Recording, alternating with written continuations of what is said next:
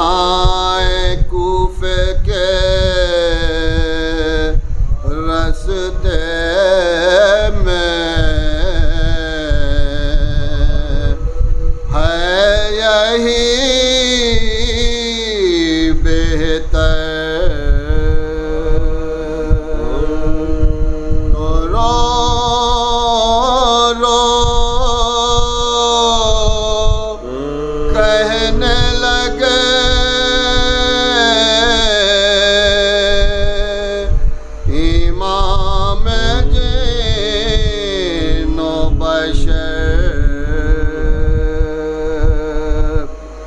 اجل رسید من میروم بکرب و بلا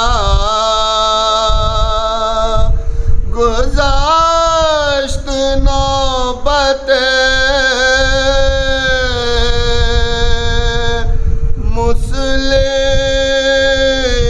مسلم رسید نوبت ماں کسی نے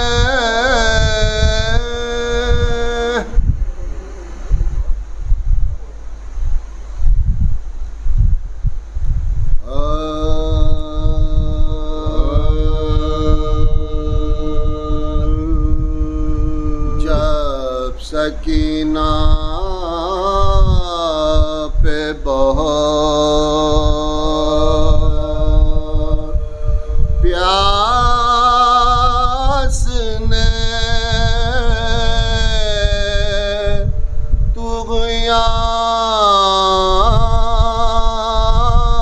طغیانی کی جب سکینہ پہ بہت پیاس نے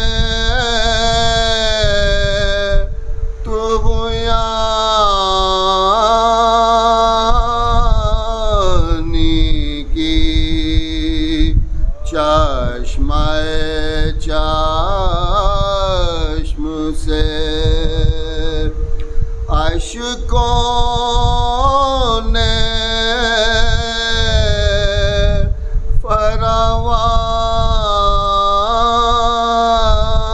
فراوانی کی ارے بولی ایک بوند بھی ہائے نہ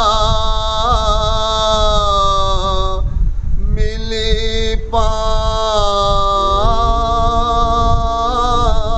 پانی کی خوب آدان میرے بابا کی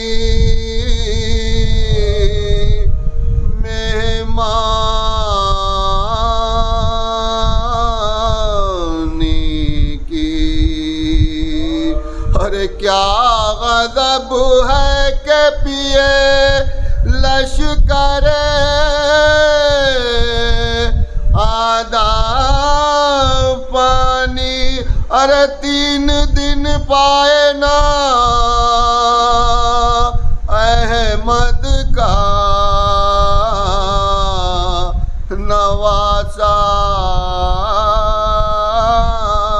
پانی جب سکینہ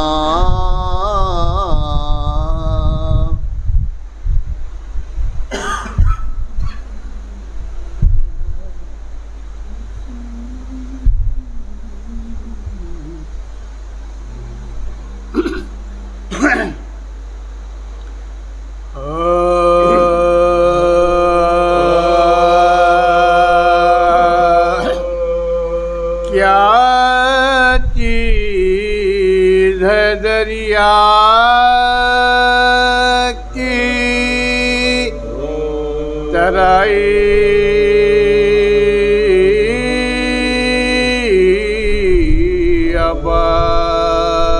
ابد کیا کیا چیز ہے دریا کی ترائی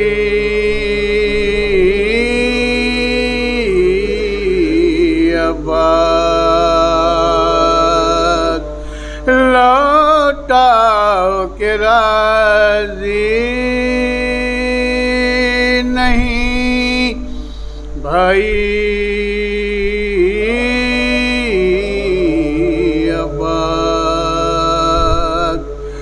یوں مار کائے صبر و رضا طے کر لو پھر تو ہے تمہاری خدائی آباد کیا چیز ہے دریا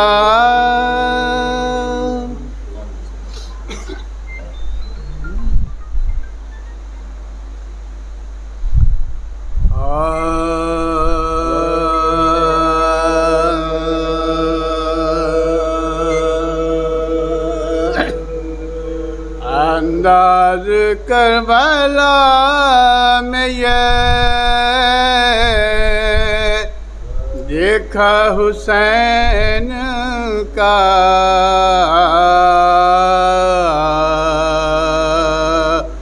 انداز کربلا میں یہ دیکھا حسین کا سر کٹ گیا مزاج نہ بدلا حسین کا اے حر و دیکھ خلد کے دروازے کھل گئے اے حر و دیکھ خلد کے دروازے کھل گئے تقسیم ہو رہا ہے خزانہ حسین کا انداز کربلا میں یہ ہونٹوں کو یا حسین کی عادت پڑی رہے ہونٹوں کو یا حسین کی عادت پڑی رہے محشر میں نام لینا پڑے گا حسین کا انداز کربلا میں یہ ارے کچھ بھی نہیں قبول غم کربلا بغیر کچھ بھی نہیں قبول غم کربلا بغیر ساری عبادتوں سے ہے رشتہ حسین کا انداز کربلا میں یہ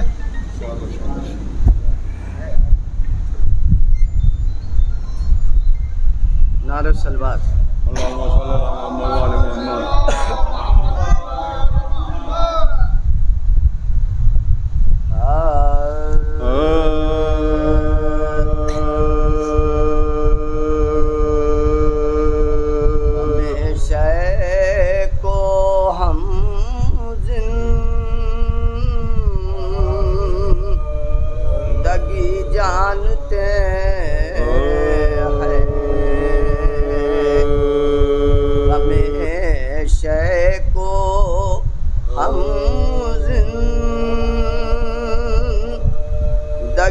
جانتے ہیں یہ اپنے پرائے سبھی جانتے ہیں غم شے کو ہم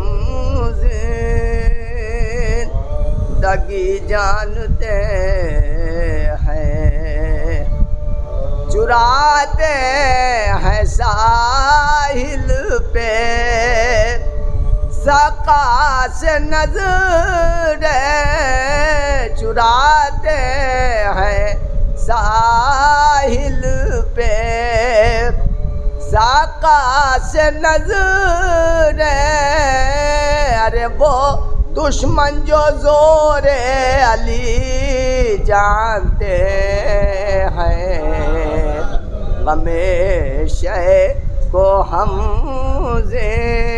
زندگی جانتے ہیں اور نبی نے علی کو بلایا نہ جب تک نبی نے علی کو بلایا نہ جب تک جو خیبر میں گزری سبھی جانتے ہیں نبی نے علی کو بلایا نہ جب تک نبی نے علی کو بلایا نہ جب تک جو خیبر میں گزری سبھی جانتے ہیں ہمیشہ کو ہم زندگی جانتے ہیں اور جہاں بارہ راستے ہیں جنت کے ماہر جہاں بارہ راستے ہیں جنت کے ماہر ارے بفضل خدا وہ گلی جانتے ہیں جہاں بارہ راستے ہیں جنت کے ماہر جہاں بارہ راستے ہیں جنت کے ماہر ارے بفضل خدا وہ گلی جانتے ہیں ہمیشہ کو ہم سبحان اللہ ادا فاتحہ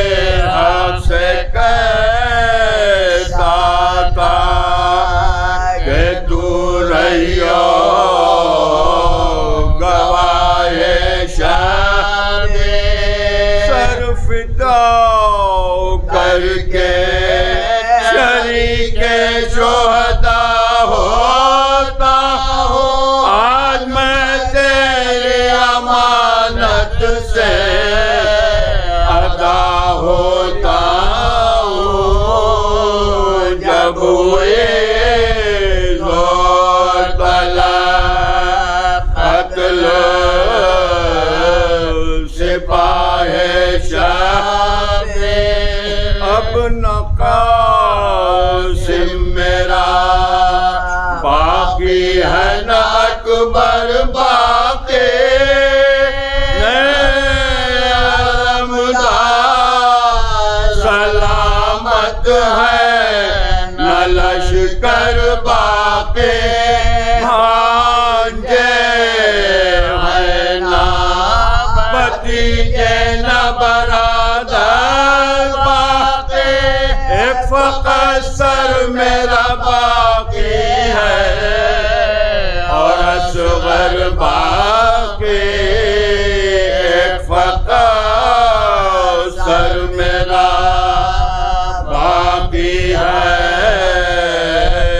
اور اصغر باقی قتل اصغر ہو میرا سر بھی جدا ہو جائے اس امانت سے بھی شبیر ادا ہو جائے جب ہوئی زور طلب قتل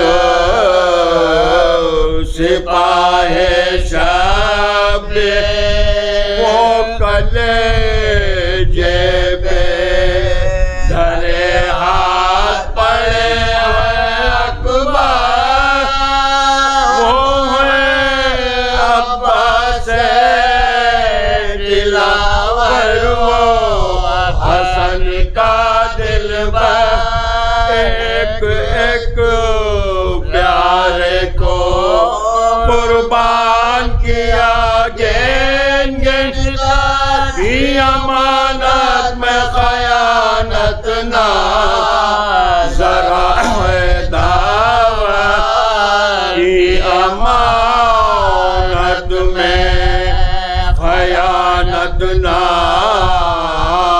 ذرا ہے دعوت دولت جو تھی مجھ خاک نشی کو بخشی وہ امانت تیرے بندے نے زمین کو سونپی جب ہوئے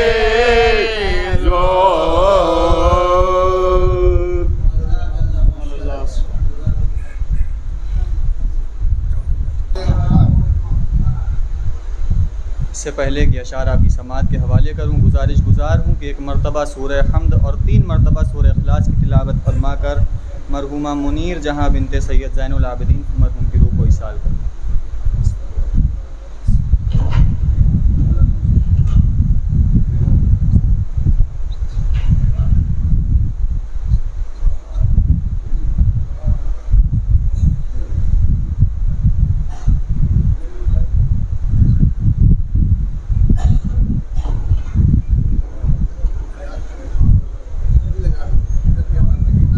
صلوات پڑھ دیں مل جل کر محمد و آل محمد پر۔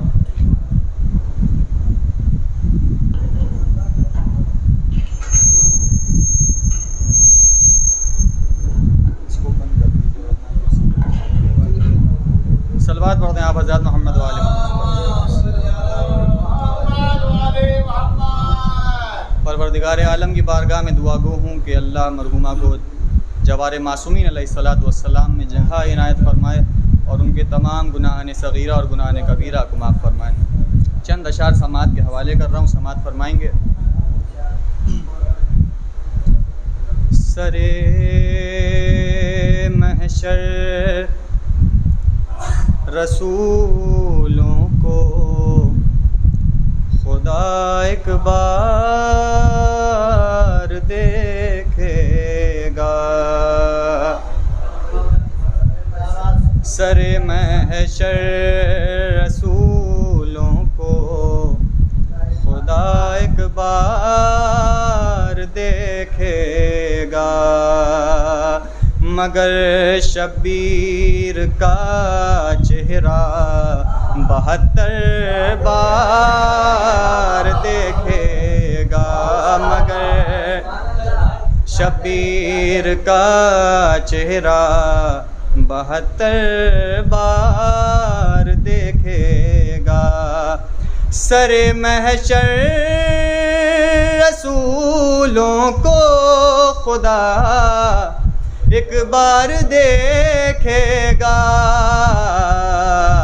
مگر شبیر کا چہرہ 72 بار دیکھے گا۔ اور یہ شعر بطور خاص سماعت فرمائیں۔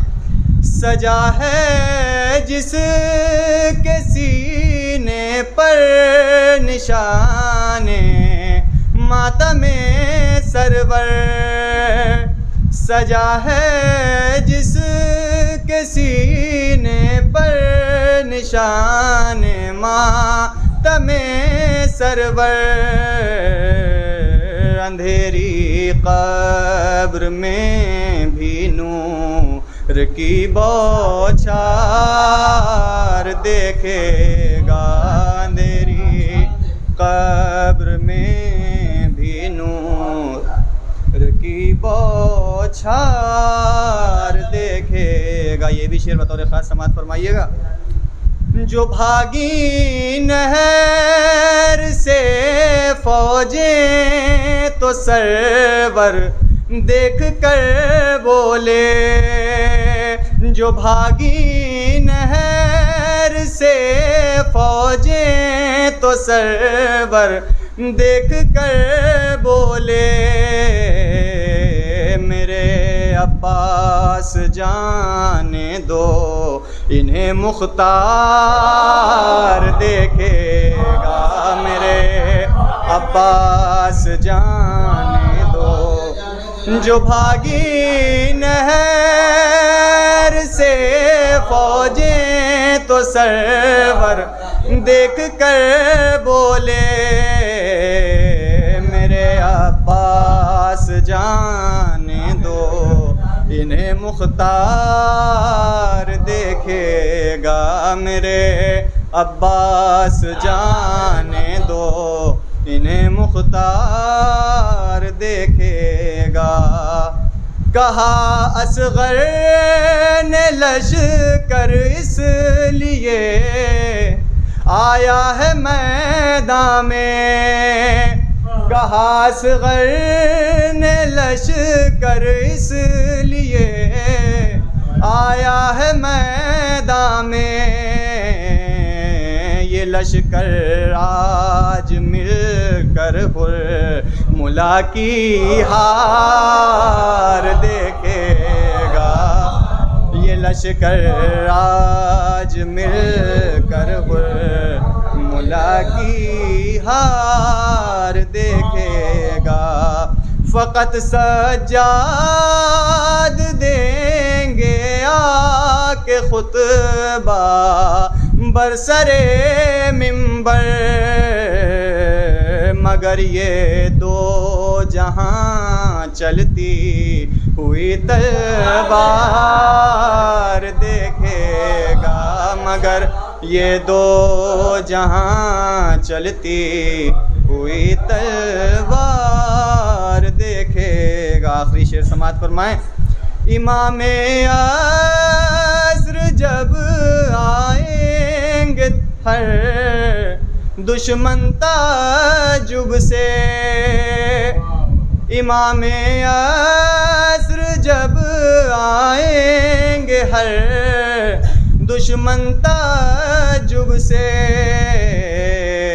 کھلے گی پھر سے کعبے کی وہی دیوار دیکھے گا، کھلے گی پھر سے کعبے کی وہی دیوار دیکھے گا۔ صلوات پر محمد و آل محمد۔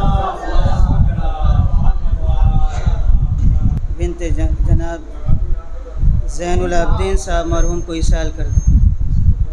منیر فاطمہ منیر جہاں بنت سید زین العابدین صاحب کو ایصال کر دیں۔ اعوذ باللہ من الشیطان الرجیم۔ بسم اللہ۔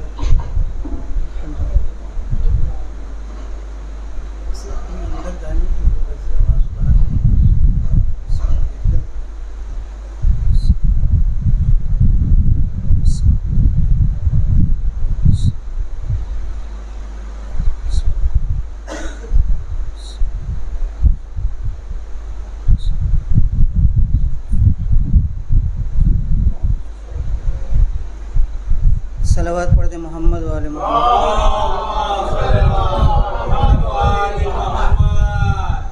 فاتحہ.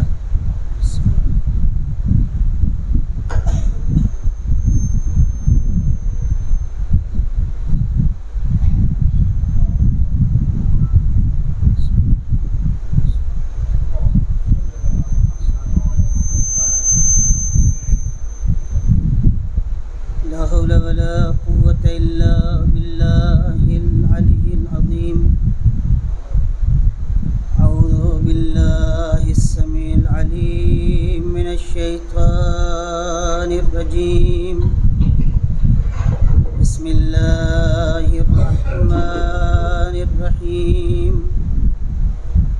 الحمد لله رب العالمين. الصلاة والسلام والتحية والإكرام على النبي الأمي المكي المدني الهاشمي الأبطحي سيدنا ونبينا وشفيع ذنوبنا وطبيب قلوبنا مولانا أبي القاسم محمد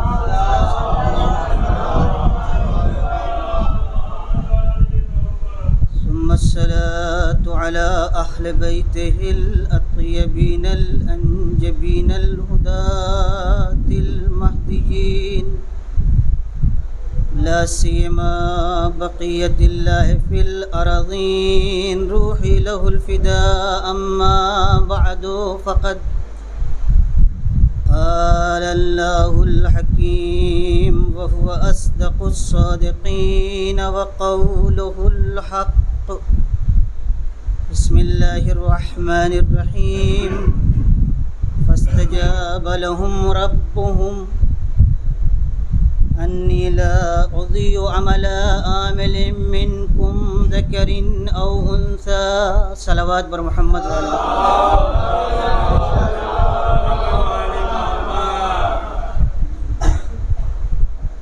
قرآن مجید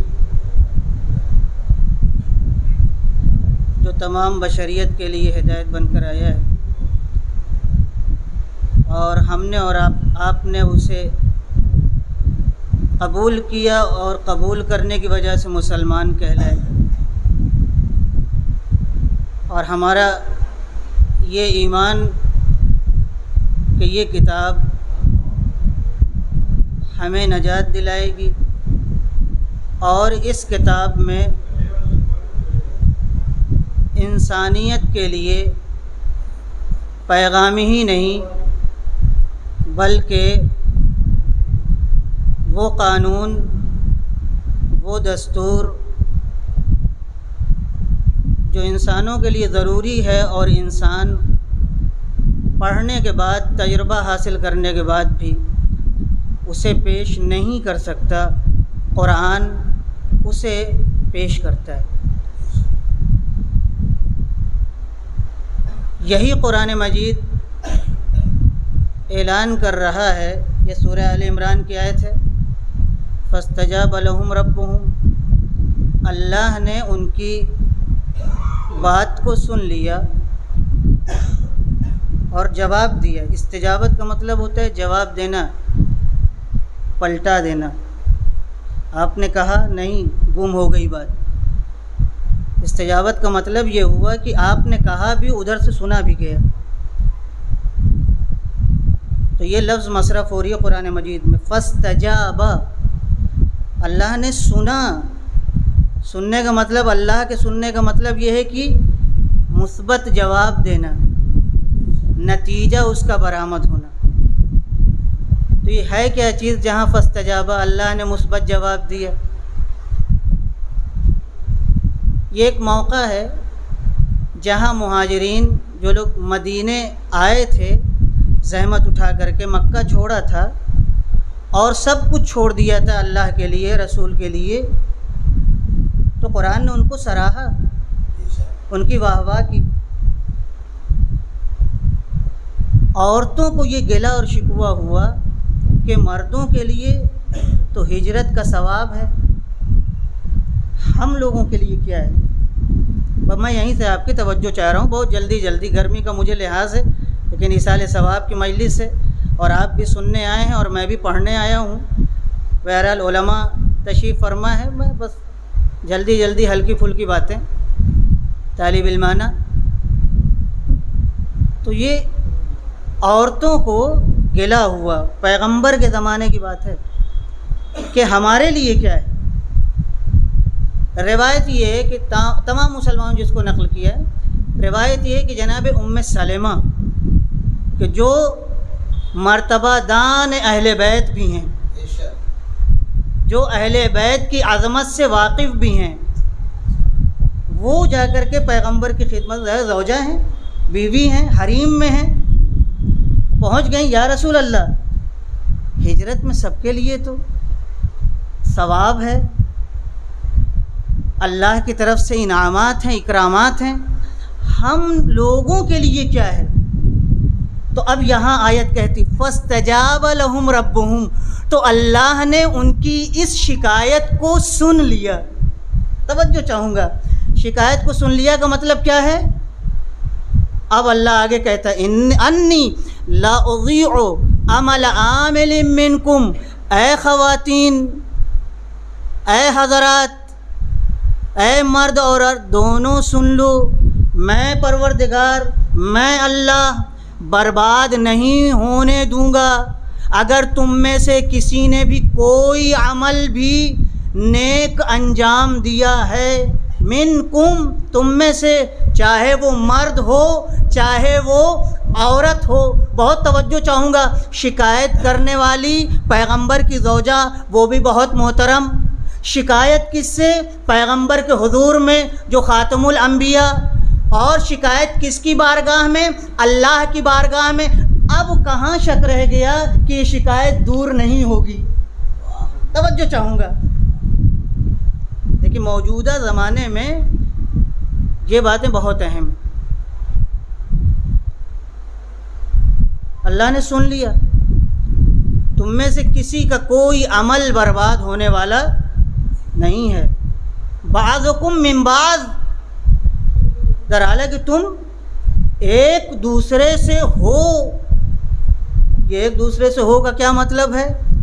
اب ذہب اپنی طرف سے تو تفسیر ہو نہیں سکتی، علماء کے دروازے پہ جانا پڑے گا، جو لوگ اس کے جانکار ہیں، اب ان سے پوچھیں تو سبھی نقل کرتے ہیں بعضکم من بعض کا مطلب یہ ہے کہ جب کہ سب کے سب تم ایمان لے آئے تو ایمان کا اچھا بھلا نتیجہ ہی یہی ہے کہ جو جو عمل ہوتا جائے گا وہ اگر نیک ہے، ایمان کی حالت میں ہے، تو اللہ کے ہاں قبول ہوتا چلا جائے گا، اب وہ ضائع ہونے والا نہیں ہے۔ فَمَن يَعْمَلْ مِثْقَالَ ذَرَّةٍ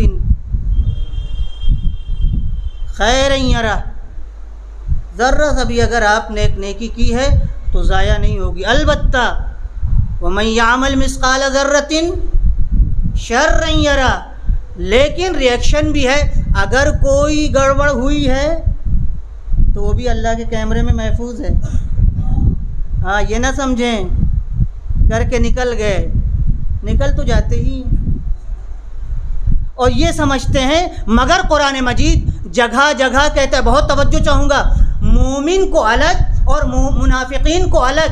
جب منافقین کی بات آتی سورہ بقرہ میں تو منافقین کو اللہ کیا کہتا ہے؟ یہ اللہ کو بیوقوف بنا رہے ہیں، حالانکہ یہ خود اپنے کو بیوقوف بنا رہے ہیں، اللہ کو بیوقوف۔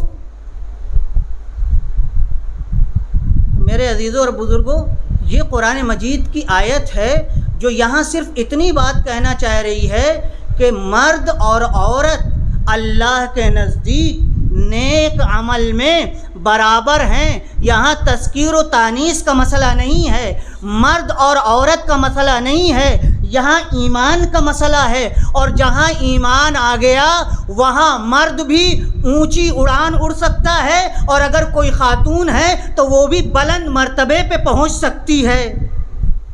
اب ذرا پیچھے جائیے، تاریخ کے اوراق الٹیے، پچھلا ریکارڈ اٹھائیے، آج دنیا میں فیمنزم کا مسئلہ آ رہا ہے، حقوق نسواں، اور بہت آب و تاب سے کہ آج کے زمانے میں جیسا لگتا ہے کہ آج کی دنیا عورتوں کو حقوق دینا چاہتی ہے، یہی ہے نا فیمنسٹ کا ایک بہت سادہ سا مطلب یہ ہے۔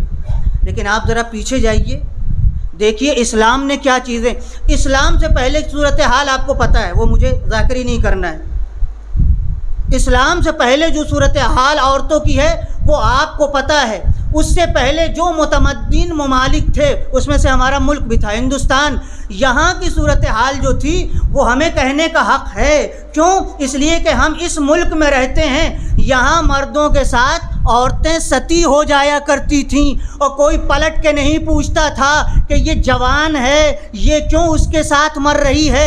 تو اس ملک میں، ہمارے اس ملک میں عورتوں کے حق کا معاملہ یہ تھا کہ مرد کے ساتھ اسے بھی جلا کے خاک کر دیا جاتا تھا، مگر جب اسلام آیا تو اس نے کہا اگر تمہارے دل میں ایمان ہے، اگر تمہارے دل میں اللہ کا عقیدہ ہے، اگر تمہارے دل میں نیکی کرنے کا جذبہ ہے تو یہی نیکی تمہیں اس بلند مرتبے پہ پہنچا دے گی کہ مرد پیچھے ہو سکتا ہے لیکن اگر عورت کے اندر ایمان ہے تو وہ اس سے آگے نکل سکتی ہے۔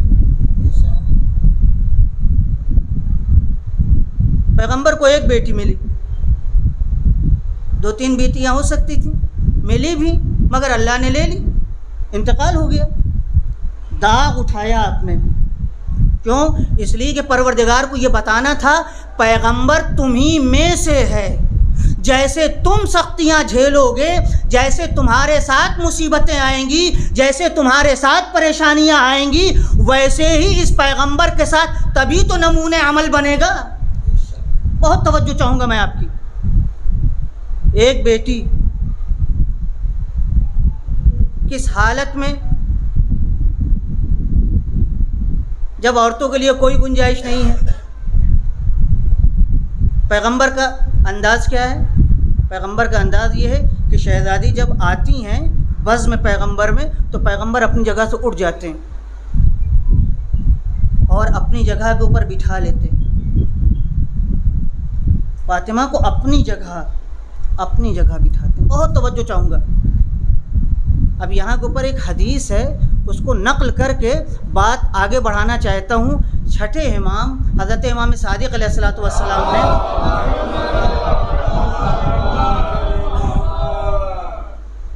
فرمایا ہے کہ شہزادی فاطمہ کے 9 نام ہیں، شہزادی کے 9 اسما ہیں۔ اب یہاں رک کر کے ذرا سا ایک سوال میں آپ سے کرنا چاہتا ہوں تاکہ ذہن متوجہ ہو جائے کہ حدیث کہنا کیا چاہتی ہے۔ یہ بتائیے کہ آدمی کے لیے نام کیوں رکھا جاتا ہے؟ تاکہ پتہ چلے یہ شخص جو بیٹھا ہوا یہ مراد ہے۔ اگر نام نہ ہو تو آپ بلاتے رہیے، کون آئے گا؟ نہ باپ سمجھ پائے گا، نہ ماں سمجھ پائے گی، نہ بھائی سمجھ پائے گا، نہ مجمع والے سمجھ پائیں گے۔ تو اسم دلالت کرتا ہے مسمى پر۔ اگر نام نہ ہو تو جو وجود خارجی ہے وہ سمجھ میں نہیں آئے گا۔ تو بتائیے نام ایک کافی ہے کہ نہیں؟ 2-4 تو نہیں ہونا چاہیے؟ بہت توجہ چاہوں گا۔ ایک نام کافی ہے، لہذا آدھار میں ایک ہی نام، بس جو آدھار میں آ گیا، پاسپورٹ پہ آ گیا، آئیڈینٹی میں آپ کے آ گیا، شناختی کارڈ میں لکھا گیا، بس وہی نام ہے آپ کا، اسی سے آپ پکارے جائیں گے، چاہے پیار سے گھر میں منا ہوں، منی ہوں، کچھ بھی ہوں آپ، لیکن ایک نام کافی ہے۔ اب چھٹے امام سے پوچھنا ہے، یہ معصوم ہے، یہاں تو حکمت کے علاوہ کوئی بات نہیں ہوتی، یہ تو معصوم ہے، کوئی ایسی ویسی باتیں ہو نہیں سکتی، بلا وجہ والی باتیں ہو نہیں سکتی۔ اب ہاتھ جوڑ کر کے ہم اپنے امام سے پوچھنا چاہتے ہیں، یبن رسول اللہ، شہزادی کے 9 نام کیوں؟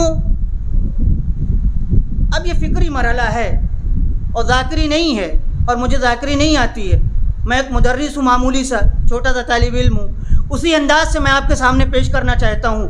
مولا 9 نام کیوں؟ اور یہیں سے سمجھیے، یہ نام پکارنے والے نہیں ہیں، پکارنے والے نام ماں یا باپ رکھتے ہیں، گھر والے رکھتے ہیں، مگر جب حدیث کا مطالعہ کیجئے گا پتہ چلے گا یہ نام آپ کے بابا نے نہیں رکھا، آپ کی والدہ نے نہیں رکھا، تو کس نے رکھا؟ اللہ نے رکھا۔ تو یہی ایک بات طے ہو گئی کہ نام جب اللہ کا رکھا ہوا ہوگا تو مقصود بھی کچھ اور ہوگا۔ اس کا مطلب یہ ہے کہ اللہ نے 9 نام شہزادی کے رکھ کے یہ بتانا چاہا کہ شہزادی کی زندگی میں عظمتوں کے 9 پہلو ہیں۔ صلوات پڑھیں محمد و آل محمد پر۔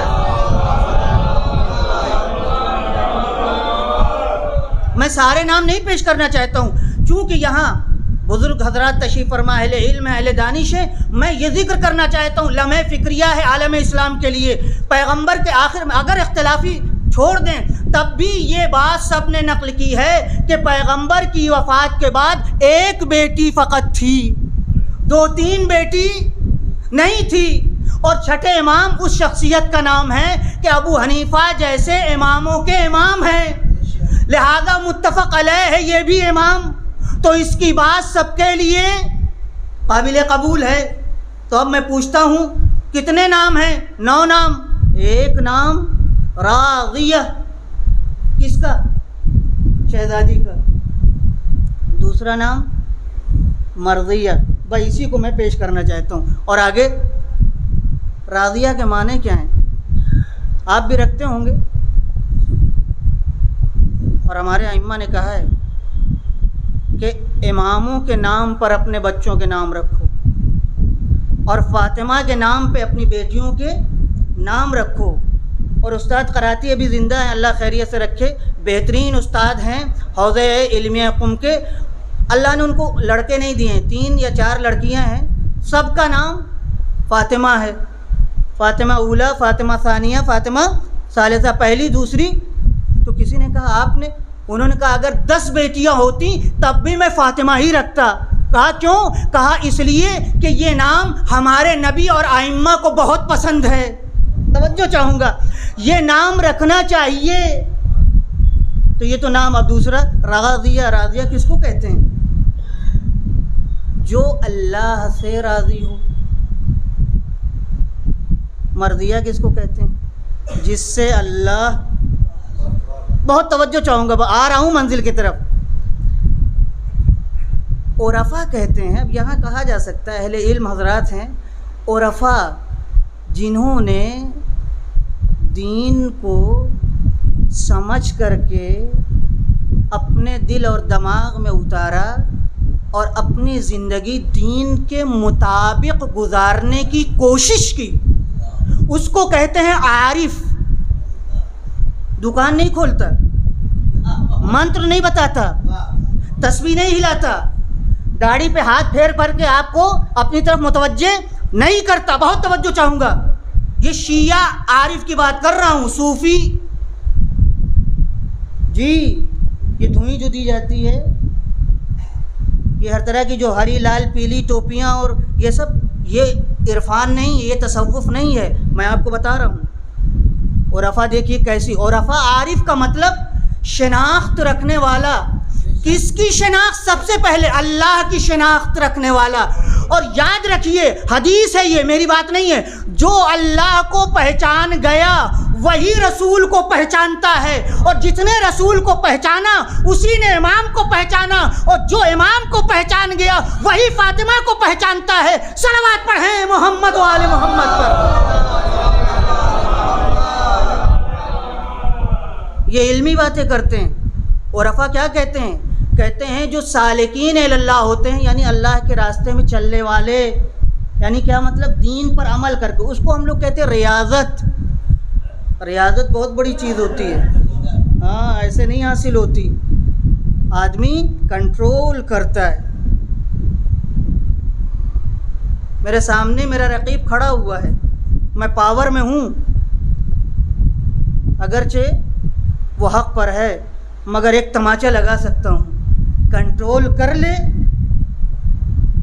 سمجھ لیجیے یہ ہے مومن۔ میں وہاں جا سکتا ہوں، بہت سی جذابیت ہے وہاں کے اوپر، میرے لیے دوست ہیں، احباب ہیں، بہترین بورڈ لگا ہوا ہے، بیٹھنے کی جگہ ہے اور سب چیزیں رکھی ہوئی ہیں، لیکن میں نے اپنے کو روک لیا، اس کو کہتے ہیں ریاضت کف نفس، تب عارف بنتا ہے۔ میں آپ کے سامنے نقل کر دوں، میں نے چونکہ اپنی آنکھوں سے دیکھا ہے لہذا پکی پکی باتیں نقل کر دوں۔ میں قم میں تھا، آیت اللہ العظمیٰ بہجت زندہ تھے، مرجع وقت تھے۔ جب زندہ تھے تو اتنا لوگ نہیں پہچانتے تھے، لیکن یہ اللہ کا کام ہے۔ ہم اگر تھوڑی دیر کے لیے اللہ کے لیے ہو جائیں تو اس کی ذمہ داری ہے۔ اور میں ایک اپنے جوانوں کے لیے جو ابھی جلدی جلدی، آپ نے سلیمانی کا نام سنا تھا؟ نہیں سنا تھا نا؟ مگر وہ بڑے نہیں تھے کیوں نہیں؟ ہم نہیں پہچانتے تھے، مگر وہ پورے عالم میں کب پاپولر ہوئے، کب مشہور ہوئے؟ جب شہادت مل گئی۔ اس کا مطلب یہ ہے کہ ہم اگر اپنی ذمہ داری نبھائیں تو یہ اللہ کا کام ہے کہ وہ ہمیں شہرت دے۔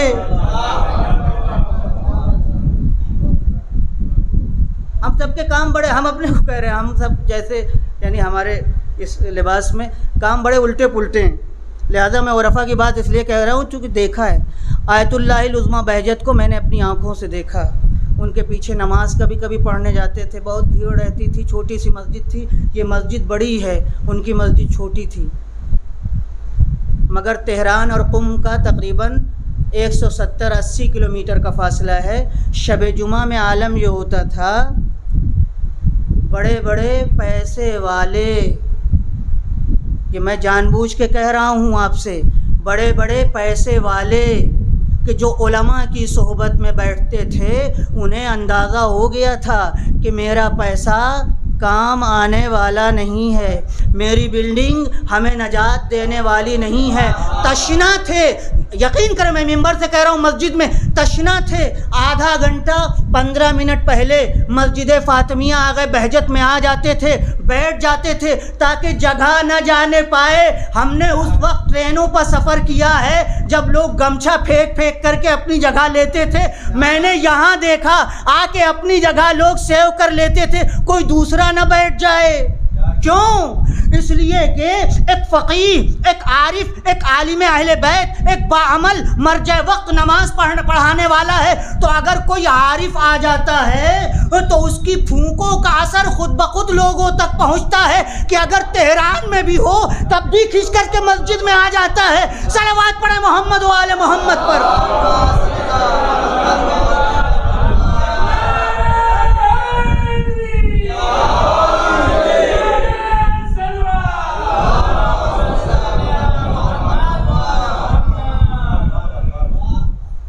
آغا بہجت اپنی مسجد میں آتے تھے، بہت خاموش رہتے تھے، ظاہر سی بات ہے کہ حدیثوں میں ہے، اور آغا بہجت نے بھی اس کو خود ذکر بھی کیا ہے اپنے درس میں، اور اس طرح سے ایک جگہ کہا ان سے خود کسی نے شکایت کی کہ آپ بہت خاموش ہیں، بلکہ تعبیر یہ تھی کہ آپ، یہ طلبگی تعبیر ہے، اس کو برا اس میں یعنی برے معنی میں نہ لیجیے گا، مثلا طالب علمانہ انداز میں کسی کہ آپ کنجوس ہیں، یعنی معارف دینے میں کنجوسی کرتے ہیں۔ تو انہوں نے کہا کہ نہیں، میں بہت سخاوت مند تھا۔ بہت توجہ چاہوں گا، دیکھیے یہ سب وہ باتیں ہیں کہ نقل ہونا چاہیے۔ یہ یعنی دین حقیقی معنی روح دین ہے یہ سب جو میں آپ کے سامنے پیش کر رہا ہوں۔ تو کیوں آپ کنجوس ہو گئے؟ کیوں؟ کہا نہیں، میں شروع جب آیا تھا تو میں نے اپنی باتیں سب کے سامنے رکھنا شروع کی، بتانا شروع کیا، لیکن اب آپ ہی سمجھ سکتے ہیں، نقطہ رس ہیں آپ، پہنچ سکتے ہیں، لیکن میں نے دیکھا کہ خاموشی بہتر ہے۔ اس کے بعد آگے سنیے، اپنے درس میں جو جملہ کہا ہے وہ میرے موبائل میں موجود ہے۔ کہنے لگے ایک دن جبریل نے آدم کے نکلنے کے بعد آدم سے کہا اگر یہاں لوٹنا چاہتے ہیں تو ایک کام آپ کو کرنا پڑے گا۔ بہت توجہ چاہوں گا۔ جناب آدم نے کہا کیا؟ دیکھیے ہم سب کو واپس جانا ہے وہیں، اس میں یہ چیز پوشیدہ ہے، یہ نہیں کہ ہم لوگ یہاں کے لیے ہیں۔ جناب آدم کے اندر تڑپ تھی وہاں سے نکلنے کے بعد، اور وہاں پہنچنا چاہتے تھے، اور اسی لیے شاید یہ قصہ قرآن مجید میں ہے کہ انسان یہاں آنے کے بعد اپنا مسکن بھول نہ جائے، کہاں سے اتارا گیا ہوں، کہاں ہمیں واپس جانا ہے۔ تو جناب آدم سے جناب جبریل کہہ رہے ہیں اگر، تو کہا مجھے کیا کرنا چاہیے؟ کہا قلل الکلام، تو خاموشی زیادہ، کلام کم۔ کہتے ہیں جناب آدم نے اس کے بعد سے خاموشی اختیار کر لی۔ توجہ چاہوں گا، تو یہ ہے کہہ رہا ہوں سالک، یہ ہے ریاضت کر کے عارف بننے والا، عارف اہل بیت۔ اب عرفا سے پوچھئے راضیہ کے معنی کیا ہیں؟ توجہ چاہوں گا۔ راضیہ کے معنی ہیں راضی ہو جانے والا، کس چیز کے اوپر؟ اللہ کی قضاء و قدر پر، اللہ کے امتحانات پر، دنیا میں بھیجی ہوئی مصیبتوں پر جو راضی ہو جائے اس کو کہتے ہیں راضیہ۔ پھر عرفا کہتے ہیں مگر بات یہ ہے، ایک نقطہ ہے، جو راضی ہو جاتا ہے اس کے دل میں بھی ایک تمنا تڑپتی رہتی ہے۔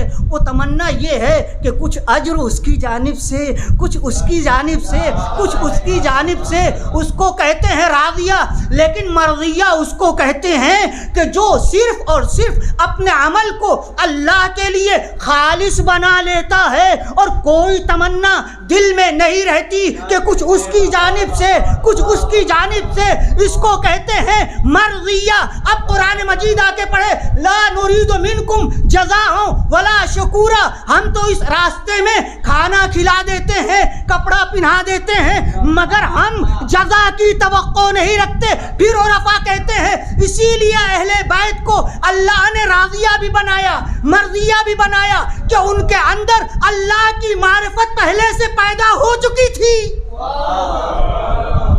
پر بنائے معرفت اہل بیت ہوئے اہل بیت۔ آپ نے، ہم نے نہیں بنایا۔ دنیا کے سامنے جیسے لگ رہا ہے کہ کٹورا لے کے ہم جا رہے ہیں، مان لو مان لو مان لو۔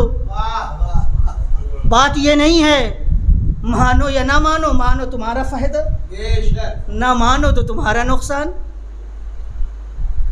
تو شہزادی کا ایک نام راضیہ اور دوسرا مرضیہ۔ اب آئیے، میں نے آپ کو زحمت دی چونکہ مومنہ کی مجلس ہے اور یہاں کے اوپر ایک والدہ کے حوالے سے قرآن مجید جگہ جگہ رہنمائی کرتا ہے۔ اچھا میں کیسے عرض نہ کروں، یہاں اگر نہ کہا جائے تو پھر کہاں کہا جائے؟ دیکھیے قرآن مجید پر ہم لوگوں نے کام نہیں کیا ایک، اور پبلک میں، عوام میں قرآن مجید آیا، الحمدللہ آیا، لیکن کیسے آیا؟ شادی میں، سفر پر آیا، لیکن قرآن مجید اصل میں اسٹڈی کے لیے آیا تھا، فکر کے لیے آیا تھا۔ آپ کو پتہ ہے آیت اللہ مطہری جب سونے لگتے تھے، آیت اللہ العظمیٰ خوئی جب سونے لگتے تھے، امام خمینی کے بارے میں ملتا ہے کہ جب کام سے فارغ ہو جاتے تھے تب قرآن مجید لے کے بیٹھتے تھے، یعنی دنیا کی ساری فکر اٹھا کے جب پھینک دیتے تھے تب قرآن مجید اٹھاتے تھے۔ آج آپ دیکھ لیجئے جن لوگوں نے دسترخوان سجائے، ایک دو لوگ نہیں ہیں، تاریخ میں سینکڑوں لوگ ہیں، مگر دسترخوان کی نوعیت دو قسم کی ہوتی ہے۔ کچھ چیزیں رکھی جاتی ہیں اگر جلدی استعمال نہ کریں تو خراب ہو جائیں گی، مگر کچھ چیزیں ہوتی ہیں کہ جلدی خراب ہونے والی نہیں ہیں۔ ہمارے علماء، بزرگان، فقہا، عرفا ان دسترخوان سجانے والے لوگوں میں سے ہیں کہ جنہوں نے ایسی چیزیں سجا کر کے رکھ دی کہ قیامت تک وہ خراب ہونے والی نہیں ہیں، اگر ہم لے لیں تو ہمیں بنا کر کے بلند کر دیں گی۔ اسی میں سے ایک چیز کا نام ہے قرآن مجید۔ قرآن مجید دیکھیں، شہید مطہری نے آشنائی با قرآن، اتنی چھوٹی چھوٹی بکلیٹ ہے، قرآن کی معرفت، بخدا آپ دیکھ لیجئے کیسے انہوں نے سمجھا ہے، کیسے انہوں نے سمجھایا۔ شہید مطہری کے استاد تھے علامہ طباطبائی، معلوم ہے آپ کو، انہوں نے کتاب لکھا تفسیر میں، المیزان فی تفسیر القرآن، تفسیر قرآن کا ترازو۔ کتاب کس نے لکھا؟ محمد حسین علامہ طباطبائی نے، سنیں گے آپ، عربی میں لکھا. سارے علماء پہلے کتابیں عربی ہی میں لکھتے تھے، اور لکھنا بھی چاہیے کیونکہ اسلامی زبان ہے. معلوم ہے آپ کو، جب یہ تفسیر چھپ کر کے آئی سیریا میں پہنچی، مار دیے گئے وہ تقریباً 4 سال پہلے، البوتی کر کے بہت بڑے عالم تھے اہل سنت کے، مانے ہوئے. جب پہنچی تو سنیے جملہ سنیے، ایک شیعہ عالم نے عربی میں تفسیر لکھی، ظاہر ان کی مادری زبان فارسی بلکہ ترکی تھی، علامہ طباطبائی کی زبان ترکی، فارسی ثانوی زبان. کس میں کتاب لکھی؟ عربی میں. جب یہ کتاب وہاں پہنچی اور جناب البوتی مرحوم نے اسے دیکھا، و دیگر علماء نے دیکھا، الٹ پلٹ کے پڑھا، ظاہر ان کی مادری زبان، اسی میں اوڑھنا بچھونا، صبح شام وہی قرآن، وہی حدیث، وہی عربی. سنیے جملہ. تو پڑھنے کے بعد کہا زبان ہماری، لیکن سمجھ میں نہیں آتا کہ یہ مطالب لے کر کے کہاں سے آئے. اللہ اکبر. سمجھ میں نہیں آتا کہ اس تفسیر میں اتنے گہرے مطالب کہاں سے لے آئے. بس ایک طالب علمانہ گزارش کرنا چاہتا ہوں، میں کہنا چاہوں گا جناب شیخ کہیں سے لے کے نہیں آئے، آپ در اہل بیت بھول گئے، وہ نہ بھولے. صلوات پڑھے محمد و آل محمد.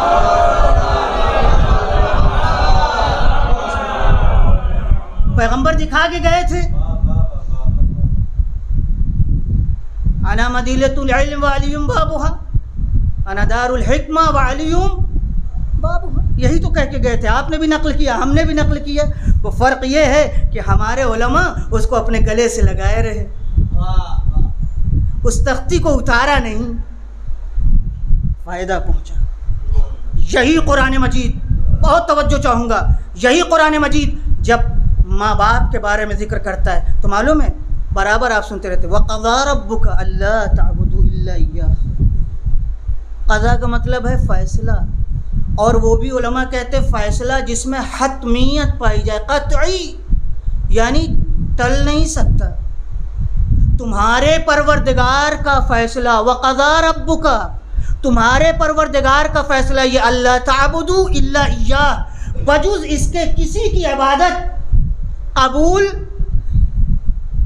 اچھا آگے وبالوالدین احسانا، اور یاد رکھو ماں باپ، والدین کا اطلاق ماں باپ کے ساتھ نیکیاں کرتے رہو. دونوں بوڑھے ہو جائیں چاہے دونوں میں سے ایک. اچھا یہاں تک تو بات ٹھیک تھی، ماں باپ، لیکن آپ کو معلوم ہے نا قرآن مجید ماں باپ والدین کہہ کے نہیں چھوڑتا. یہاں تو دونوں کا گویا شکریہ ادا کیا قرآن نے، والدین کہہ کے.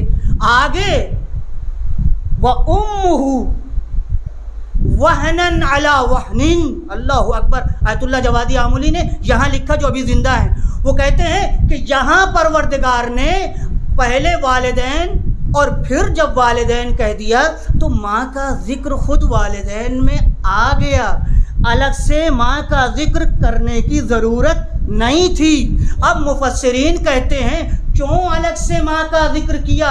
کہتے ہیں اس لیے ذکر کیا وہنن علی وہنن، جو کردار اپنے بچوں کے ساتھ اس نے نبھایا ہے وہ باپ کے بس میں نہیں تھی، وہ باپ کے بس میں نہیں تھا. وہ کردار یہ تھا کہ جب یہ بچہ، یہ بیٹا یا بیٹی اس کے شکم میں آیا تو کمزور پر کمزور ہوتی رہی، مگر اپنے بچے کا خیال کرتی رہی. تو اللہ اس کو سمجھتا ہے کہ کتنی تکلیف دہ بات ہے، وہاں دونوں کا شکریہ ادا کیا، لیکن بات تشنا رہ جاتی. لہذا پروردگار نے کہہ کے، ماں کہہ کے الگ سے اس کا شکریہ ادا کیا تاکہ آنے والی نسل کو پتہ چلے تمہیں باپ کا بھی احترام کرنا ہے، ماں کا بھی احترام کرنا ہے. لیکن اگر باپ اور ماں میں کہیں ٹکراؤ ہو جائے تو اب باپ کا احترام نہیں، پہلے ماں کا احترام کرنا ہے. صلوات پڑھے محمد و آل محمد پر.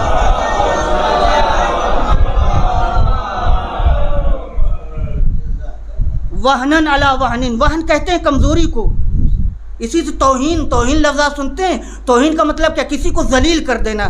سبک کر دینا، ہلکا کر دینا. یہ عربی ہے، سب ایک ہی خاندان سے.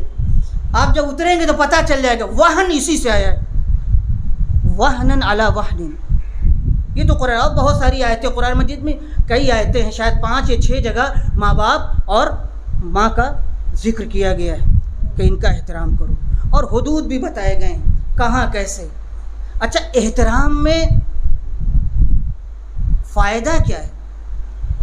اب یہ تو قرآن میں نہیں ہے تو حدیث کی طرف رجوع کرنا پڑے گا. چھٹے امام حضرت امام صادق علیہ الصلوۃ والسلام نے نمبر 1 فرماتے ہیں والدین کے ساتھ نیکی کرو. دیکھو فائدہ کیا. نمبر 1 برو آباءکم تبروا ابناءکم. اپنے ماں باپ کے ساتھ نیکی کرو، تمہاری اولادیں تمہارے ساتھ پلٹ کر نیکیاں کریں گی. اللہ اکبر. یہ قرآن مجید نہیں کہہ سکتے کہ قرآن ہے، یہ کہے کہ حدیث ہے، نہیں. یہ تو ہمارا کامن سینس بھی کہتا ہے بھائی صاحب کہ اگر ہم کسی کے ساتھ اچھا برتاؤ کریں گے اور اگر اس کے اندر ذرہ برابر بھی شرافت پائی جاتی ہے تو پلٹ کر کے ہمارے ساتھ بھی نیکی کرے گا. مگر ہمیں قرآن مجید وہ جو باتیں عقل میں ہیں، جو ہماری فطرت میں ہیں، کبھی کبھی اس لیے بھی بتاتا ہے کہ انسان دنیا میں آنے کے بعد بھول جاتا ہے، فراموش کر دیتا ہے، لہذا وہ ہدایت کرتا ہے. کہتے ہیں اپنے باپ اور ماں کے ساتھ نیکی کرو. فائدہ کیا ہے؟ تمہاری اولادیں بھی تمہارے ساتھ، معاف کیجیے گا تو کہوں، اگر کسی کے اولادیں نیکیاں نہیں کر رہی ہیں تو پلٹ کے دیکھنا چاہیے کہ نہیں دیکھنا چاہیے؟ اس کو کہتے ہیں انعکاس عمل. علامہ طباطبائی کے زبان میں انعکاس، کیا کہتے ہو انگریزی میں؟ ریفلیکشن ہے نا. اگر آپ آئینے کے اوپر نور، تو وہ نور جو ہے آپ کا منعکس ہوگا. اس کو ہماری زبان میں اسلامی انعکاس عمل کہتے ہیں. یعنی اسی دنیا میں، وہاں چھوڑ دیجئے، اسی دنیا میں کچھ چیزیں ایسی ہیں اگر اچھا کریں گے تو وہ عمل پلٹ کر کے، جیسے گنبد میں آواز آپ دیں تو وہ پلٹ کر کے آئے، جیسی آواز ہوگی ویسی ہی سنائی دے گی. اگر اچھی ہے تو اچھی سنائی دے گی، اگر مکروہ ہے تو مکروہ سنائی دے گی. تو اگر ہم نے ماں باپ کے ساتھ نیکی کی تو پلٹ کے وہ نیکی ہماری طرف اسی دنیا میں آئے گی. یہ انعکاس عمل ہے. اور دوسری چیز، دوسرا فائدہ جو مولا نے فرمایا کہ ماں باپ کے ساتھ نیکی کرو. سب کو ڈر اور خطرہ ہے. امام نے یہیں کے اوپر حل کر دیا کہ اگر چاہتے ہو کہ سکرات موت میں آسانی ہو تو ماں باپ کے ساتھ نیکی کرو. اللہ اکبر. اگر چاہتے ہو کہ موت میں آسانی ہو، یہ مت کہو ہمارے ماں باپ کے پاس اللہ نے سب کچھ دیا ہے، بنگلہ ہے، گاڑی ہے، پیسہ ہے. نہیں، کبھی کبھی ماں باپ کو پیسہ نہیں چاہیے، گاڑی ہے، گاڑی نہیں چاہیے، گھر ہے، گھر نہیں چاہیے. ان کو صرف آپ ان کی اولاد ہیں، محبت چاہیے، شفقت چاہیے. آپ جائیے، ان کے پاس بیٹھیے، ان سے باتیں کیجیے، وہی پرانی باتیں. اللہ اکبر. اب یہاں تک لے آیا ہوں، آپ کو بہت ستایا. سن لیجئے. علامہ شیخ انصاری، یہ ہمارے بزرگان بیٹھے ہوئے ہیں، سب جانتے ہیں، معلوم ہے. کم سے کم 100 سال سے زیادہ ہو گیا انتقال، یعنی کتاب لکھے ہوئے 100 سال سے زیادہ نہیں، 150 سال سے زیادہ گزر گئے. وہ نجف میں تھے. ان کی کتاب بہت مشہور، اجتہاد میں رسائل اور مقاصد. اپنے وقت کے واحد پوری دنیا عالم شیعت کے مرجع وقت تھے وہ، لیکن عالم تھے. سینکڑوں مجتہدین ان کی کلاس میں آتے تھے اور نہ جانے کتنے ان کی طرح سے صاحب فتویٰ تھے. مگر ان تمام عظمتوں کے باوجود دیکھیے کیا ہے اسلام، کیا ہے روحانیت، کیا ہے معنویت. اسلام دین فہم ہے. بہت اچھی بات ہے. میں تکرار کرنا چاہتا ہوں اپنے جوانوں، اسلام یہ مجلس نہیں ہے رٹو جو ہم پڑھ رہے ہیں اس وقت. نہیں نہیں نہیں، اسلام سمجھنے کی چیز ہے. اگر ہم سمجھ لیں اور ایسے ہی یہی باتیں پیش کر دیں لوگوں کے سامنے، یقین کریں اگر مسلمان نہیں ہوگا تب بھی اس کے دل میں نرمی پیدا ہو جائے گی. آپ یقین کریں، اور ہم نے خود آزما کے دیکھا ہے اپنے ہندو بھائیوں کے ساتھ. ابھی جلدی کا واقعہ، ہمارے یہاں کام لگا ہوا، میں وہاں کے اوپر موجود تھا، یہ مزدور کام کر رہے تھے، موقع مل گیا یوں ہی باتیں کرنے لگے. یقین کریں کئی مزدور کہ جو اینٹا گارا اٹھا رہے تھے کھڑے ہو کے باتیں گرمی میں سننے لگے اور خاموش. اس کا مطلب یہ ہے کہ راستے سے بھٹک گئے، انہیں کوئی بتانے والا نہیں. اسلام سمجھنے کی چیز ہے، اسلام رٹنے کی چیز نہیں ہے. اسلام عقل کی چیز ہے. اور میں بہت کھل کے کہنا چاہتا ہوں، اسلام رسومات کا نام نہیں ہے.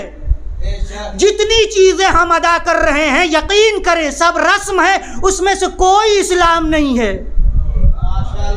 اسلام وہی ہے جہاں نہ قبول کرنے میں دقت ہو نہ عمل کرنے میں دقت ہو. بہت توجہ چاہوں گا، جہاں عمل کرنے میں دقت شروع ہو، جہاں سمجھنے میں دقت شروع ہو، سمجھ لو ملائیت ہے، مولویت ہے، وہ اسلام نہیں ہے. پہلے ہمیں اسلام سمجھنا چاہیے. اس کے لیے شہید صدر کو پڑھیں، اس کے لیے ابوالکلام آزاد کو کم سے کم یہاں پڑھیں، اس کے لیے آیت اللہ العظمہ خامنئی کو پڑھیں، امام خمینی کو پڑھیں.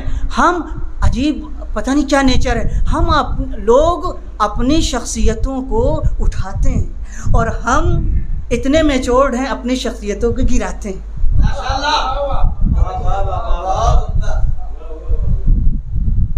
آپ کے سامنے نہ کہوں، یہاں تو ماشاءاللہ یہ اناؤ ہے. یہ بتائیے آیت اللہ خامنئی جیسا پولیٹیکل عظیم لیڈر، فقیہ، مرجع وقت، جس نے علم عمل سب سے ثابت کیا، ہے اس وقت دنیا میں کہیں؟ میں حمایت نہیں کر رہا ہوں، لیکن ہم پہلے مظلوم بناتے ہیں پھر ہم ہی ماتم کرنا شروع کرتے ہیں. آج دنیا کے آپ اور ہم نہیں، آپ پڑھیے، جا کے رسائل پڑھیے، جرائد پڑھیے اور کتابیں پڑھیے جو لکھی ہوئی ہیں. آج دنیا کے پڑھے لکھے مسلمان، ہم مانے یا نہ مانے، جتنا پڑھا لکھا طبقہ ہے جو اسلامی طبقہ کہا جاتا ہے پوری دنیا میں، وہ خامنئی صاحب کو اپنا امام اور لیڈر مانتا ہے. سن رہے ہیں آپ؟ کیوں مانتا ہے؟ ان کے فیصلے سامنے ہیں، ان کی زندگی سامنے ہے. اور ایک جملہ پھر میں یہاں آپ کے سامنے کہنا چاہوں گا، یہ شیعہ مذہب تنہا ہے جس کا مرجع وقت کبھی بنایا نہیں گیا. شروع سے آخر تک عوام الناس علماء کے سامنے رہا. جب 60 سال کا ہو گیا تب اسے لوگوں نے مرجع وقت تسلیم کیا. بند کمرے میں کبھی مرجعیت کا اعلان نہیں ہوا ہے. یہ مکتب شیعت ہے. ہمارے ہاں کوئی چیز چھپانے کی نہیں ہے، نہ لٹریچر چھپانے کا ہے، نہ متن چھپانے کا ہے، نہ حاشیہ چھپانے کی کوئی چیز ہے، نہ مدرسہ چھپانے کی کوئی چیز ہے، نہ ٹوپی شیروانی چھپانے کی کوئی چیز ہے. ہم ہی وہ لوگ ہیں کہ جو دار پر چڑھ کر کلمہ پڑھتے آئے ہیں. ہمارے علاوہ دنیا میں کوئی آپ کو نہ ملے گا.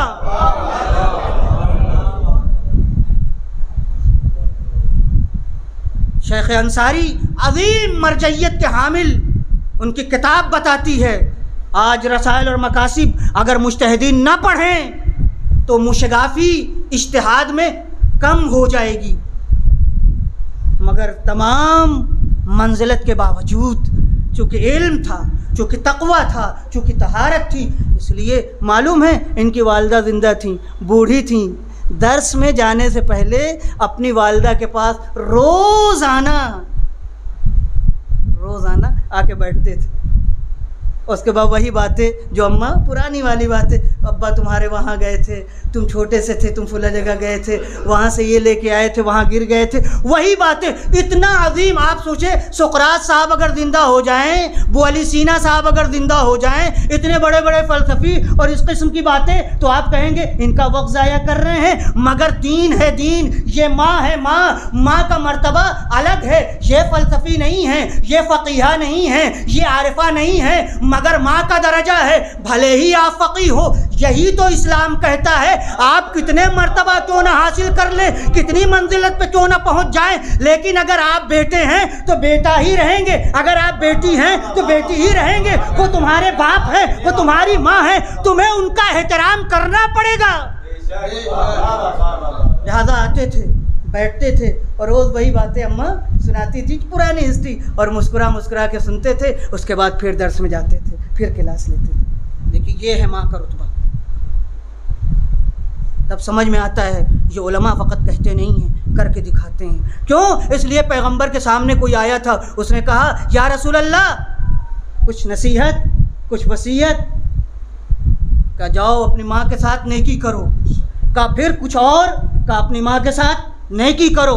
پھر کہا اس نے, پھر رسول خدا نے کہا اپنی ماں کے ساتھ نیکی کرو. جب 3 مرتبہ کہہ چکے ماں کے ساتھ نیکی کرو, تب کہا باپ کے ساتھ نیکی کرو. تب کہا. میرے عزیزو, میرے بزرگوں, زمانہ چینج ہو رہا ہے. یورپ کی مشکلات, یورپ کا کلچر, مغربی تمدن دھیرے دھیرے دھیرے دھیرے آ رہا ہے, بہت آہستہ آہستہ, اور ہمارا کلچر ڈیمیج ہو رہا ہے دھیرے دھیرے. لیکن ابھی سے ہمیں تیار رہنا چاہیے, ابھی سے ہمیں آمادہ رہنا چاہیے. ابھی سے ہمیں, ہمارے تو کچھ ہے ہی نہیں, ممبر کے علاوہ کچھ نہیں, عملاً تو کچھ دکھائی نہیں دیتا, نہ لٹریچر ہے, کیا بتائیں. بہرحال اس کی گنجائش نہیں ہے. دنیا پتہ نہیں کہاں. ابھی آپ کے سامنے تو کہہ سکتا ہوں کہ نہیں کہہ سکتا ہوں, مشکل سے 10 دن پہلے اتفاق ہوا, ندوہ چلا گیا, ندوہ دیکھنے چلا گیا, یہی لکھنؤ والا جو ہے. یقین کرے حیرت ہوئی, تعجب ہوا. پورا تو نہیں دیکھ سکتے تھے, جتنا دیکھا آپ کو معلوم ہے وہاں 4 میگزینیں نکلتی ہیں, وہ بھی 15 روزہ. جو لوگ نکالتے ہیں وہ سمجھتے ہیں 3 مہینے کی اگر کنٹینیو نکال دے سمجھ لیجیے بہت بڑا کام کیا. 15 روزہ, وہ بھی عربی میں, انگلش میں, ہندی میں, اردو میں, اتنی زبانوں میں.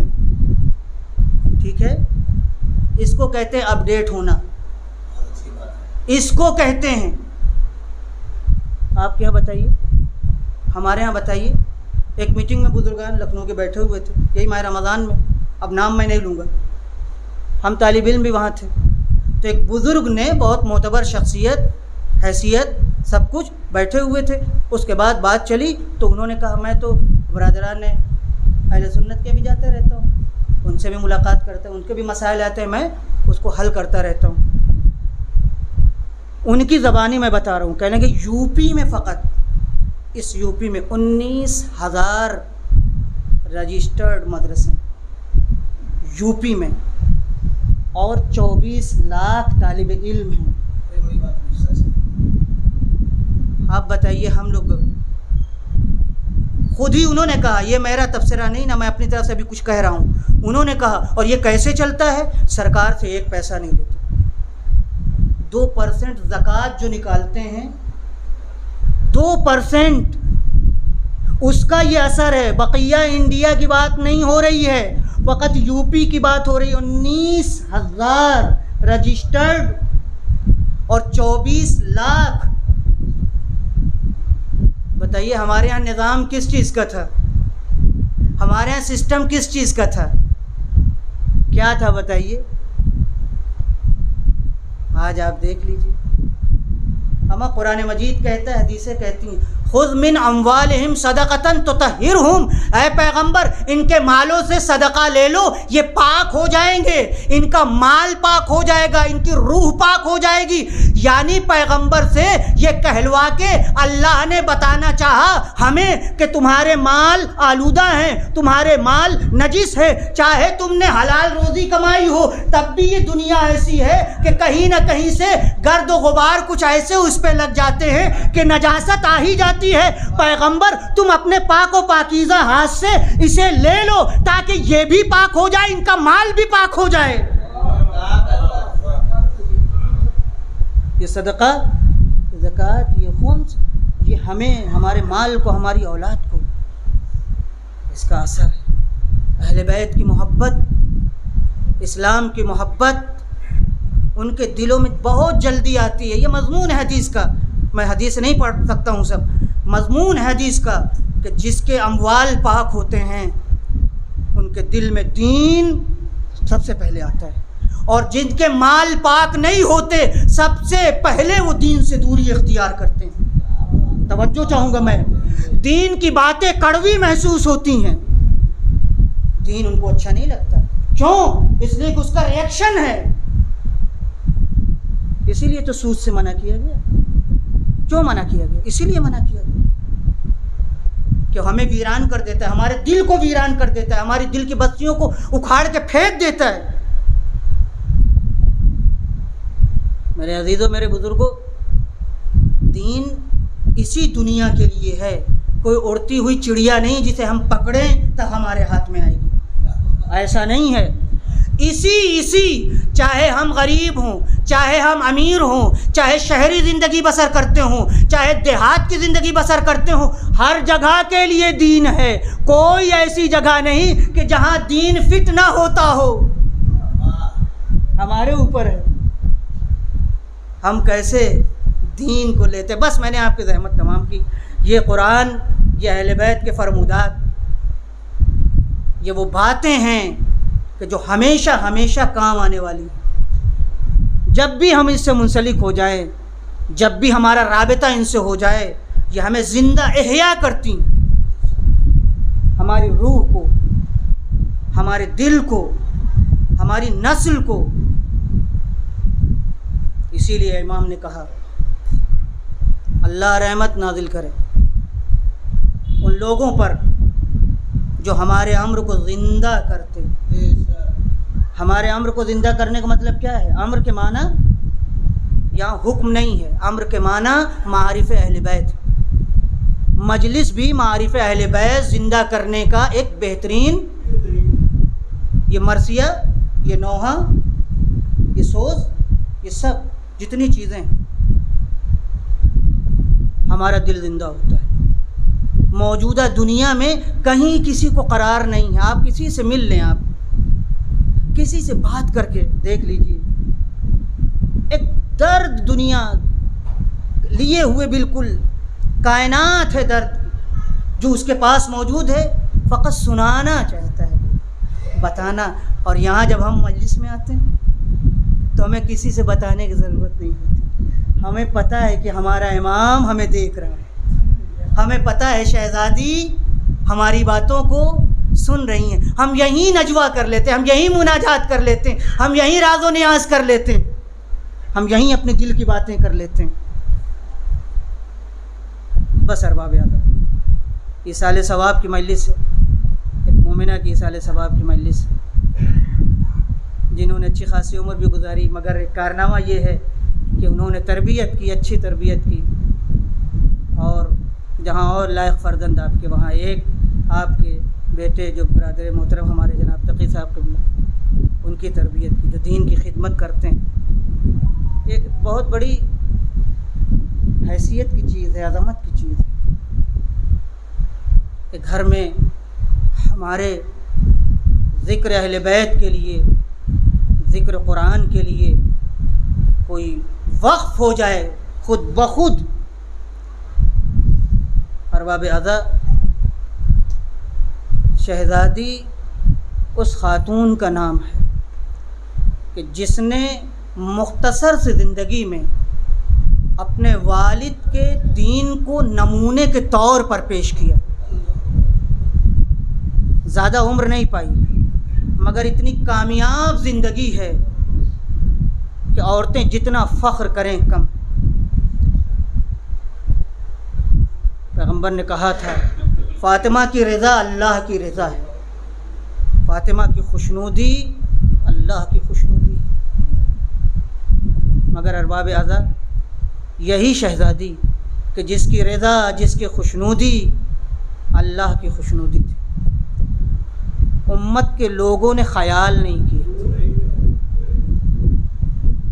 بعد وفات رسول آگ اور لکڑیاں لے کر کے دروازے پر آ گئے. شہزادی دروازے کے پیچھے ہیں، مولا گھر کے اندر ہیں۔ ایک مرتبہ شہزادی نے پوچھا کیا چاہتے ہو؟ باہر سے آواز آئی ابو الحسن کو نکال دو ورنہ ہم گھر میں آگ لگا دیں گے۔ شہزادی کے خلاف توقع بات تھی، امید نہیں تھی کہ صحابی اور آنے والے ایسا کہہ سکتے ہیں۔ شہزادی نے ایک مرتبہ کہا ارے اس میں تو حسنین ہیں، پیغمبر کے چھوٹے چھوٹے نواسے ہیں۔ آواز آئی وَإِن، ہونے دو۔ اللہ اللہ، شہزادی سمجھ گئیں کہ اب معاملہ بہت گہرا ہے۔ شہزادی نے کہا میں جب تک جی رہی ہوں ابو الحسن کو باہر نہ جانے دوں گی۔ اللہ اکبر۔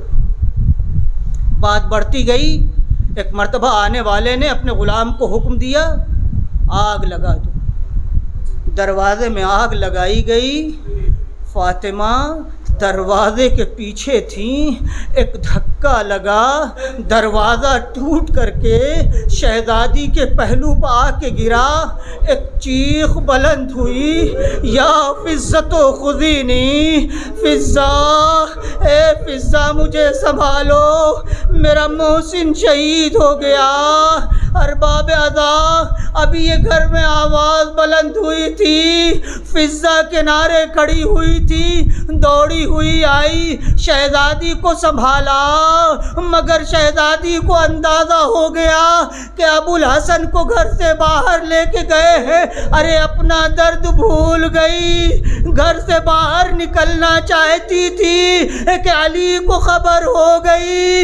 علی نے سلمان کو بھیجا، اے سلمان جا کے فاطمہ سے کہہ دو ہاتھ اٹھا کے بد دعا نہ کرے۔ ایک مرتبہ سلمان دوڑے دوڑے آئے، شہزادی مولا کا حکم یہ ہے ارے گھر واپس چلی جائیے، بد دعا کے لیے ہاتھ نہ اٹھائیے گا۔ میں نہیں سمجھ سکتا شہزادی گھر کو کیسے واپس آئی، بس ایک جملہ اور زحمت تمام، مگر ہاں ایک منظر یاد آتا ہے، یہی فاطمہ کی بیٹی تھی۔ کوفے میں ایک مرتبہ دیکھا بھائی کا سر ہے، نو کے نیزہ پر تلاوت کر رہا، چاہتی تھی کہ ہاتھ اٹھا کے بد دعا کر، دیکھا بھائی کی آنکھوں سے آنسو ہے، یاد آیا ہوگا بابا نے اماں کو منع کیا تھا، اب بھیا منع نہیں کرتے، مگر رو رو کے کہہ رہے زینب اسی صورت سے دربار میں چلی جاؤ۔ وَسَيَعْلَمُ الَّذِينَ ظَلَمُوا أَيَّ مُنقَلَبٍ يَنقَلِبُونَ۔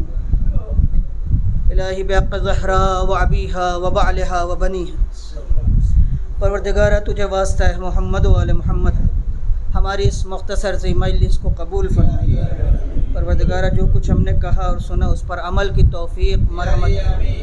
پروردگارہ ہماری جوان نسل کو اس آخری زمانے کے فتنوں سے بچا لے، ہمارے جوانوں میں علم و عمل کا جذبہ پیدا کر دے، ہمارے بزرگوں میں وقار پیدا کر دے، ہماری عورتوں میں عفت و پاک دامنی پیدا کر دے، علماء اعلام کا سایہ ہمارے سروں پر قائم اور دائم ہو۔ اے میرے مالک جو لوگ پریشان حال ان کی پریشانیوں کو دور فرما، جو بیمار ہیں ان کو شفائے کامل و عاجل عطا فرما۔ پروردگارہ ہمارے اس ملک میں امن و امان قائم کر دے۔ پروردگارہ مسلمانوں کے اندر خصوصاً شیعوں کے اندر اتحاد، اتفاق اور محبت پیدا کر دے۔ پروردگارہ تجھے واسطہ ہے محمد و آل محمد کا، ہمارے امام کو ہم سے ملا دے اور ہمارے رفتار و کردار سے ان کو راضی و خوشنود کر۔ ایک مرتبہ پھر آپ سے گزارش ہے کہ سورہ حمد اور سورہ اخلاص پڑھ کر مرحومہ کو احسان کریں۔ اعوذ باللہ من الشیطان الرجیم، بسم اللہ الرحمن الرحیم،